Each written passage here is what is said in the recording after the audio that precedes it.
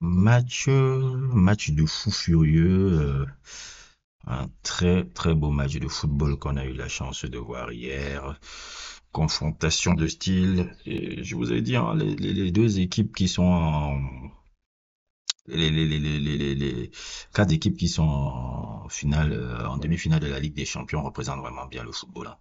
Un football là où le collectif prend le pas sur l'individualité, un football où les oppositions de style sont là. Je vous ai dit que cette équipe de l'Inter, faut pas la mépriser. Que si tu la vois, comment elle est à championnat d'Italie, elle a fait un peu certains matchs, même contre l'Atlético, et beaucoup de matchs cette année, vous comprendrez que cette équipe-là n'était pas à mépriser, surtout quand tu vois des fabuleux joueurs comme Barella, surtout quand tu vois des grands joueurs comme Lautaro Martinez. Lautaro Martinez, c'est un grand joueur de football, hein. Je pense même qu'il est trop sous-coté, ce gars-là. Je pense que Lautaro Martinez, on n'en parle pas assez. Je trouve que c'est un excessivement grand joueur de football. Mais je pense que le fait qu'il joue à l'Inter, le fait aussi qu'en équipe nationale d'Argentine ne soit pas vraiment titulaire, fait que on oublie un peu de parler de ce joueur-là. Mais chaque fois là, je sais qu'il y a un peu, il s'est un peu blessé, mais chaque fois que je regarde ces matchs, je dis mais attends, mais celui-là il est sous-coté. Et il perd sous-coté dans le football, dans le football moderne, il est très sous-coté ce mec. Et je pense qu'on n'en parle pas assez et tout. Lautaro Martinez est vraiment un grand joueur de football. Maintenant, il souffre un peu du fait qu'en équipe d'Argentine, il y a des joueurs comme Alvarez, il y a encore des trucs. Peut-être aussi, il n'a pas le look d'une star. Il fait pas trop star aussi. C'est pour ça que les médias n'en parlent pas assez. Et l'Inter de Simone Inzaghi aussi, c'est pas un Inter. Le coach Simone Inzaghi, je trouve qu'il est excessivement sous-coté aussi. C'est quelqu'un qui a fait de très bons travail, que ce soit à la Lazio et maintenant encore à l'Inter. C'était un très beau joueur de football, hein, Simone, le petit frère de Inzaghi. Il était même plus fort que lui, hein, techniquement. Techniquement. Je pense que le truc, en fait, Simone Inzaghi, je sais pas, il avait une belle carrière à la Lazio à un moment donné. Après, à la Lazio, je sais pas comment il a un peu chuté. Je me rappelle quand je le suivais, quand il était joueur et autres, tout, il disait, ah, mais le petit frère Simone Inzaghi, c'est même, en termes de ballon foot, hein. Maintenant, son grand frère, il était beaucoup plus buteur et a une carrière beaucoup plus prestigieuse que lui, mais intrinsèquement, Simone Inzaghi était beaucoup plus fort que son grand frère Filippo. Et aussi, je pense que c'est ça aussi qui est paradoxal dans la vie. Excusez-moi. C'est ça qui est paradoxal dans la vie, c'est que Simone Inzaghi a une carrière, très bonne carrière, mais son grand frère a une carrière plus prestigieuse en tant que joueur. Lui, il a une carrière beaucoup plus prestigieuse en tant que coach. Là où son grand frère, c'est un peu plus compliqué. Il est passé par le Milan, il est passé par Bologne, il essaie un peu d'avoir une carrière en coach. C'est pas aussi florissante comme celui de son frère qu'il a en ce moment. Et ça me permet encore de venir confirmer ce que j'ai toujours pensé. Les meilleurs coachs ne sont pas forcément les grands joueurs. Les meilleurs coachs, ce sont souvent ceux qui ont des carrières, très bonnes carrières ou des carrières moyennes, voire pas du tout. Voire parfois des gars qui ne font pas, n'ont jamais été même joueurs professionnels ou quelque chose comme ça.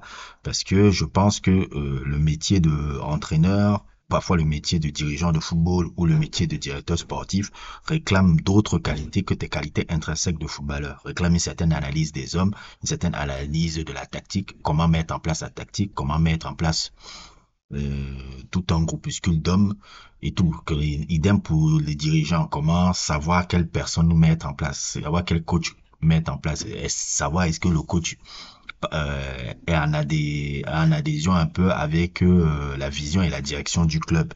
Énormément de paramètres qui font le truc. Donc, c'est pour ça que souvent, quand les gens font souvent des réflexions que j'aime pas souvent là, en disant ceux qui peuvent parler de football, ce sont ceux qui ont juste joué. Je dis non. Il y a des contre-exemples tout le temps. Et Simone Inzaghi me rappelle encore que oui, si tu n'as pas été un grand joueur, tu peux être un grand coach. Et la plupart des grands entraîneurs, et la plupart des grands coachs, et la plupart des grandes personnalités un peu dans le monde du sport, au-delà du football, ont toujours été des gars qui étaient soit des joueurs lambda, soit des gars qui n'ont pas joué de football, soit des gars qui ont une perspective un peu sur le sport différente. C'est ça que j'aime bien. Enfin, donc c'était un peu cette petite parenthèse-là, mais on revient sur le match.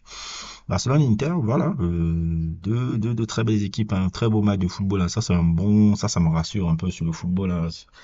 C'est souvent, je trouve que le football est devenu un peu ringard, mais vraiment ces équipes-là, tu as vu que la Yamal, bon, je pense qu'on a tout mis sur le gamin. Le gamin, si tout se passe bien, lui et Rafinha peuvent se truc pour le ballon d'or, mais je pense même pas que c'est trop dans la tête de Lamine Yamal, ce genre de conneries-là. Je pensais que c'est un footballeur qui pense tellement au jeu, pense tellement à l'équipe, pense tellement au truc que c'est très plaisant de voir un jeune de cet âge-là avoir cette identité footballistique. Ce que je trouvais que les jeunes stars n'avaient plus. Quand je voyais Haaland, quand je vois Vinicius, quand je vois Mbappé, ils sont tous les fils spirituels de CR7 qui est le père fondateur du football moderne. Moi, football que je déteste. C'est bien de voir un peu ça. Ça a été un très très beau match de football. Ferran Torres aussi, ça me plaît aussi de voir Ferran Torres aussi faire de très belles performances. On m'a souvent dit que Ferran Torres était truc. J'ai toujours dit, ah, Ferran Torres, pour moi, c'est un peu un Thomas Müller, petit Thomas Müller. Il n'a pas forcément des qualités intrinsèques, forcément explosives, mais c'est quelqu'un qui arrive à toujours se trouver des occasions et qui a une très forte intelligence de jeu. Et j'ai toujours dit, le moment où il commencera à planter les occasions qu'il a, vous verrez un autre. Je me rappelle, j'avais un débat comme ça avec un mec un peu qui est fan de Barcelone, il y a 2, 3 ans, je pense. Il aimait beaucoup critiquer Ferran Torres. Il me disait toujours Ferran Torres, j'aime pas, il est toujours en train de rater. Et tu te dis, mais regarde les déplacements et comment il se crée ces occasions-là. Déjà, j'ai dit, oui, il crée ces occasions. J'ai dit, Ferran Torres, c'est le genre de mec qui, quand il aura 27 ans, 28 ans, vous allez le voir d'un autre œil. C'est pas les profils de jeune prodige qui explose trop le truc. Oui, il avait fait quand même quelques bons trucs à Valence.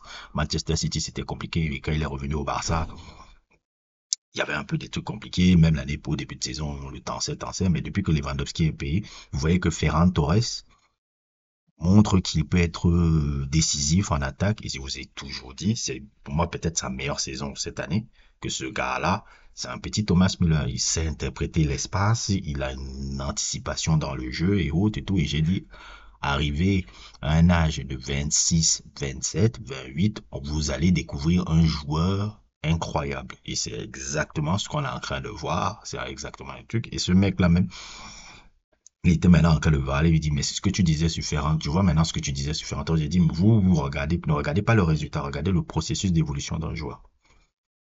Ne regardez pas le processus et regardez ses qualités d'abord, où il pêche et tout. Vous regardez, ah, il rate beaucoup d'occasions. Moi, je regardais, ah, il se les crée.